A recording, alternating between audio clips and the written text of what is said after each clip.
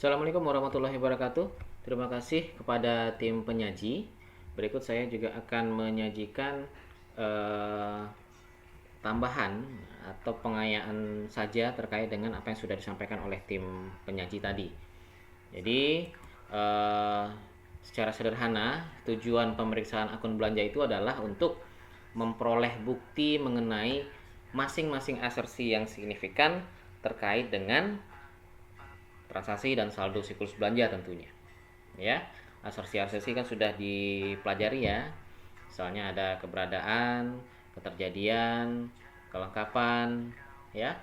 Kemudian transaksi-transaksi itu atau asersi-asersi tersebut itu akan dibuktikan dalam pemeriksaan yang dilakukan oleh auditor. Kemudian pemeriksaan akun belanja itu terdiri atas pemeriksaan terhadap apa saja. Nah, jadi secara umum ada dua kategori yang dilakukan atau yang diperiksa oleh auditor. Yang pertama adalah belanja aparat atau belanja pegawai atau SDM, kemudian belanja atas pelayanan publik. Nah, masing-masing kategori ini itu terkait dengan belanja administrasi umum, belanja operasi dan pemeliharaan, serta belanja modal. Ya. Kemudian bagaimana siklus belanja dalam organisasi sektor publik? Nah, siklus belanjanya itu mencakup berbagai proses dan keputusan untuk memperoleh barang dan jasa, ya. Proses untuk memperoleh barang dan jasa yang diperlukan dalam kegiatan organisasi sektor publik. Nah, di garis bawah ini yang diperlukan, ya. Nah, dalam siklus belanja ini tentu saja dimulai dari permintaan pembelian. Ya, siklus belanja dimulai dari permintaan pembelian dari berbagai unit organisasi. Nah, bagaimana caranya? Pengajuan permintaan pembelian itu dilakukan dengan mengisi daftar isian anggaran. Saya ulangi sekali lagi, mengisi daftar isian anggaran masing-masing unit kerja. Sama seperti private ya, korporasi, bahwa pembelian itu bisa dilakukan secara tunai atau dilakukan secara kredit. Nah, audit siklus belanja itu berkaitan dengan belanja pegawai atau belanja operasional tentunya. Seperti misalnya pengadaan inventaris kantor, alat tulis kantor, belanja pemeliharaan, dan belanja-belanja lainnya. Nah, apa saja kelompok transaksi utama siklus belanja? Ya, ini nama pengeluaran uang lah ya. Kalau kita ini sederhanakan jadi pengeluaran uang, tentu pengeluaran uang itu atau belanja itu kelompok transaksi utamanya adalah merupakan pembelian, yang kedua adalah pengeluaran kas. Ya, pembelian yang nantinya akan menyebabkan pengeluaran kas tentunya. Di mana pengeluaran kas itu akan dilakukan bisa dilakukan secara pembelian itu bisa dilakukan secara tunai, maka yang akan terpengaruh adalah akun-akun kas. Ketika pembelian itu dilakukan secara kredit, maka yang terpengaruh adalah akun utang, yang pada ujungnya nanti juga akan mempengaruhi akun kas. Lalu ketika dia membeli persediaan barang habis pakai, maka yang terpengaruh adalah barang habis pakai. Ketika membeli aktiva tetap atau aset tetap, maka akan pengaruh juga kepada aset tetap dan aset lain-lain. Di mana seluruh akun ini akan berpengaruh signifikan terhadap penyusunan laporan keuangan sektor publik atau pemerintahan dalam hal ini. Nah, kembali ke jenis belanja tadi, bahwa ada belanja administrasi dan umum, belanja operasi dan pemeliharaan, serta belanja modal. Ini adalah 3 belanja yang terkait dengan siklus belanja. Itu secara individual mereka bisa jumlahnya material.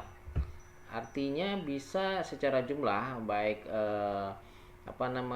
besarannya maupun nanti pengaruhnya. Jadi belanja ini akan berpengaruh signifikan terhadap penyusunan laporan keuangan.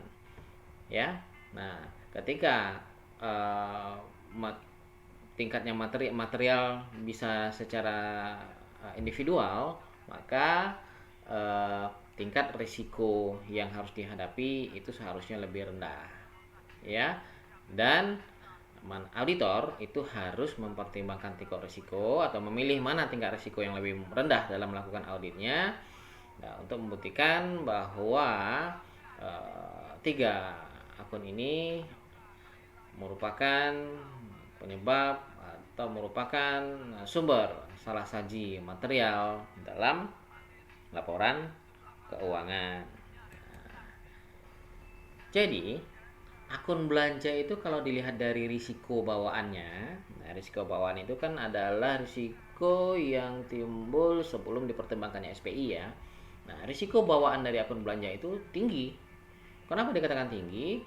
Karena memang volume transaksi dari akun belanja ini relatif tinggi, ya, banyak terjadi, nilainya juga besar dan seterusnya. Lalu kemudian kenapa risiko bawaannya tinggi? Karena akun belanja itu berpotensi dilakukan tanpa adanya otorisasi. Ini banyak terjadi juga. Kemudian ada juga potensi pembelian aset yang tidak perlu. Bisa jadi akun belanja itu membeli hal-hal yang memang tidak dibutuhkan oleh untuk kegiatan operasional entitas atau untuk pelayanan publik dan seterusnya. Dan ada juga penyebabnya adalah masalah akuntansi yang berkembang. Contoh misalnya apakah belanja tersebut akan dikapitalisasi atau akan dijadikan beban ya. Nah, karena risiko bawaan akun belanja ini tinggi, maka entitas itu sebaiknya atau pada umumnya memang harus menerapkan struktur pengendalian internal yang diperluas. Artinya apa? Ketika risiko bawaannya tinggi, maka struktur pengendalian internal entitas itu memang harus diperluas. Ya, untuk apa? Untuk mencegah dan mendeteksi salah saji. Jadi ketika kita yakin bahwa risiko tinggi, maka perluas pengendalian internal. Lalu apa tujuan perluasan SPI? Yang barusan kita sampaikan bahwa tujuan perluasan SPI itu adalah untuk mencegah dan mendeteksi salah saji material. Ya. Nah, perluasan SPI ini diharapkan dapat mengurangi risiko pengendalian tentunya. Apa saja risiko pengendaliannya? Terkait dengan asersi keberadaan dan keterjadian, kelengkapan, penilaian, dan pengalokasian. Sehingga untuk mengurangi risiko pengendalian ini, si auditor itu harus menyusun strategi pemeriksaan yang strategi pemeriksaan di mana risiko pengendalian tersebut akan dipilih yang paling rendah. Jadi strategi pemeriksaannya adalah memilih risiko pengendalian yang lebih rendah. Oke.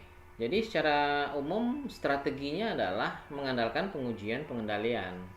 Ya, dalam artian auditor harus menguji keyakinannya atas pengendalian auditi ya. Jadi yang kita periksa ini namanya auditi. Ya, sekali lagi dalam pemerintahan yang diperiksa, entitas yang diperiksa itu disebut auditi ya, atau klien. Oke. Nah, namun meskipun pengujian pengendalian tadi mengurangi beberapa asersi, namun pengujian pengendalian tidak mengurangi asersi hak dan kewajiban. Ingat ya, pengujian pengendalian tidak mengurangi asersi hak dan kewajiban. Sehingga dengan demikian, strategi pemeriksaan yang harus dikembangkan oleh si auditor adalah strategi pemeriksaan kombinasi antara risiko pengendalian yang lebih rendah, artinya mencari pengendalian yang risiko yang lebih rendah dengan pengujian substantif. Jadi dilakukan dua-duanya. Cari risiko penilaian yang lebih rendah dan lakukan pengujian substantif. Ya. Strategi lainnya apa? Strategi lainnya yang bisa diterapkan adalah dengan mempertimbangkan antara manfaat dengan biaya. Maksudnya gimana? Nah, ketika biaya pengendalian internal itu lebih tinggi daripada pengurangan pengujian substantif, maka kurangilah pengujian substantif dan sebaliknya.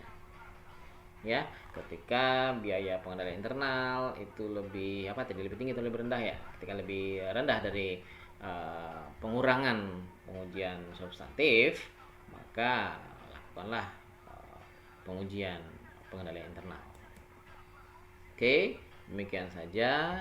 Terima kasih. Assalamualaikum warahmatullahi wabarakatuh.